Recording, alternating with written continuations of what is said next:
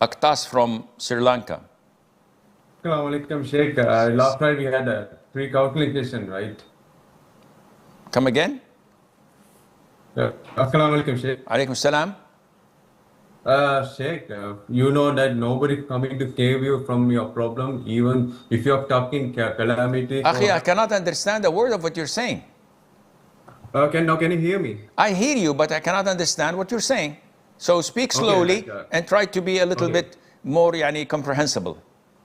Yeah, like you know, like nobody is coming to save you from your problem, even if you're stuck in calamity or having some social delay or thinking delay.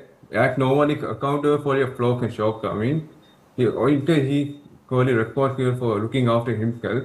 So why did Allah subhanahu wa ta'ala not install a building mechanism or additional part in the brain that stores a person's real self and ideal self decision, check whether they are congruent, then make it. Aktash, I do not understand what you're saying. You're saying nobody comes to help me when I have calamities and problems, correct? Yes, but why Allah not creating a building system in the brain that not detecting real and ideal self incongruent with? Wallahi, I don't understand what you're saying, but what I can understand is that you're objecting why Allah did not do this or do that. And this is not something a Muslim asks. Because I can counter this by saying, why Allah did not throw you in hell without making you live? Can anybody complain or object? He created you from nothing. And He gave you life. He gave you the ability to breathe, to eat, to drink, to live, to mate, to work, to walk on your 2 feet, to see. All of this is a gift from Allah. In exchange of what? You don't deserve anything. So if Allah takes you and throws you in hell, nobody can object. The United Nations is not going to do anything.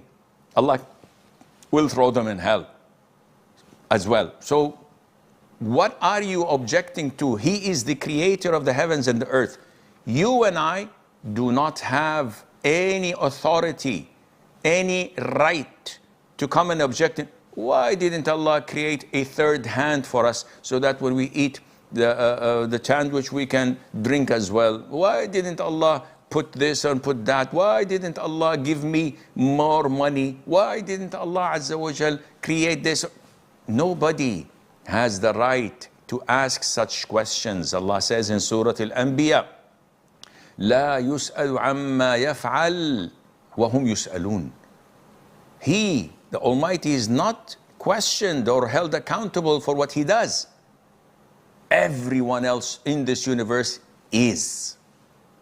So only Allah has the power and the authority to question and hold people accountable, but nobody has that with Allah. So if you're a Muslim, you have to review your Islam, because definitely with such an attitude, this is not worshipping Allah. And you're not submitting your will to Allah. And you may be objecting to the divine decree of Allah, and that is not very healthy.